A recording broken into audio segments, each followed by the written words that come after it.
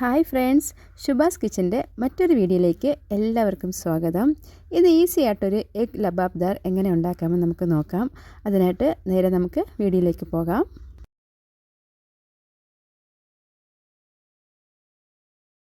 ആദ്യം തന്നെ ഒരു പാൻ ചൂടാക്കി അതിലേക്ക് ഒലിവെണ്ണ ആവശ്യത്തിന് ഒഴിച്ചു കൊടുക്കുകയാണ്.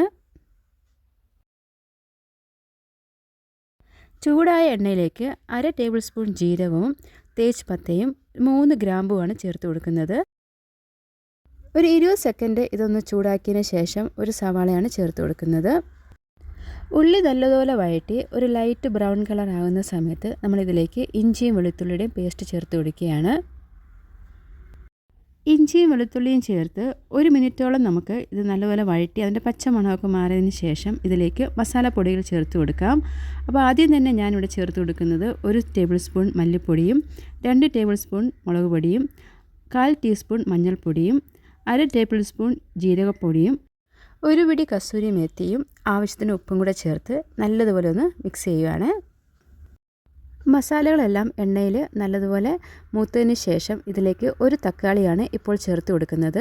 ഈ തക്കാളി ഏകദേശം വഴണ്ട് വരുമ്പോഴത്തേക്കും ഞാൻ മിക്സിയിലേക്ക് ഒരു തക്കാളിയും ഒരു 10 അണ്ടിപ്പരിപ്പും കൂടെ ചേർത്തൊന്ന് പേസ്റ്റ് രൂപത്തിലെടുത്തായിരുന്നു. അതിപ്പോൾ ചേർത്ത് കൊടുക്കുകയാണ്. കറിക്ക് ഞാനിവിടെ 2 തക്കാളിയാണ് ഇപ്പോൾ ചേർത്ത് കൊടുത്തിരിക്കുന്നത്. ഇനി ഇത് നമുക്ക് നല്ലതുപോലെ ഒന്ന് വഴറ്റി കൊടുക്കാം. ഏകദേശം ഒരു 2 മിനിറ്റോളം നമ്മൾ വഴറ്റിയതിന് ശേഷം ഇനി ഇതിലേക്ക് ഞാൻ ചേർത്ത് കൊടുക്കുന്നത് ഒരു ക്യാപ്സിക്കം ഇതേപോലെ കുഞ്ഞായി ചോപ്പ് ചെയ്തെടുത്തിരിക്കുന്നതാണ്. ഇതിലേക്ക് ചേർത്ത് കൊടുക്കുകയാണ്. ഇനി ഇതും കൂടെ ചേർത്ത് നല്ലതുപോലെ നമുക്കൊന്ന് ഇളക്കി കൊടുക്കാം.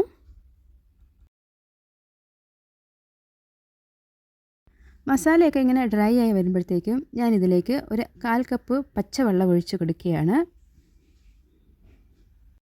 വെള്ളം ചേർത്ത് കൊടുത്ത് നല്ലതുപോലെ ഒന്ന് ഇളക്കിയതിന് ശേഷം നമുക്കിതൊന്ന് 3 മിനിറ്റ് ഒന്ന് ലോ ഫ്ലെയിമിലിട്ടൊന്ന് വേവിച്ചെടുക്കാം.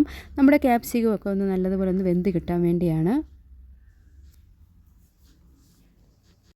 3 മിനിറ്റിന് ശേഷം ഞാൻ അടപ്പ് തുറന്ന് നോക്കിയപ്പോൾ നമ്മുടെ മസാലയിൽ എണ്ണയെല്ലാം ഇതേപോലെ തെളിഞ്ഞു വന്നിട്ടുണ്ട്. മസാലയെല്ലാം നല്ലതുപോലെ സെറ്റായിട്ടുണ്ട്.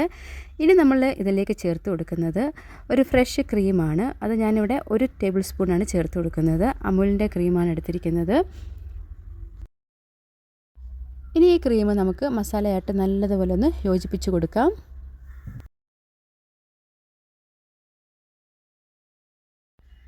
നമുക്കിതിലേക്ക് വീണ്ടും 1/2 കപ്പ് വെള്ളം ചേർത്ത് കൊടുക്കാം.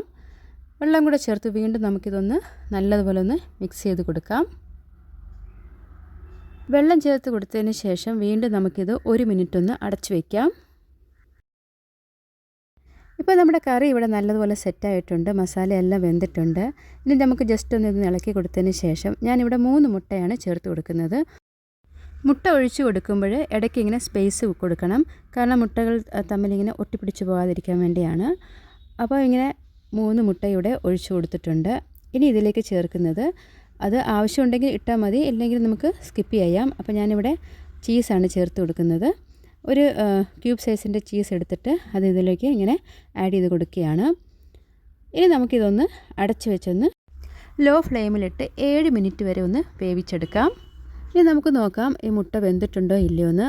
അപ്പോൾ ഇവിടെ നമ്മുടെ മുട്ടയെല്ലാം നല്ലതുപോലെ വെന്തിട്ടുണ്ട്. ഈ സ്റ്റിക്കിലൊന്നും ഒട്ടിപ്പിടിച്ചൊന്നും വന്നിട്ടില്ല.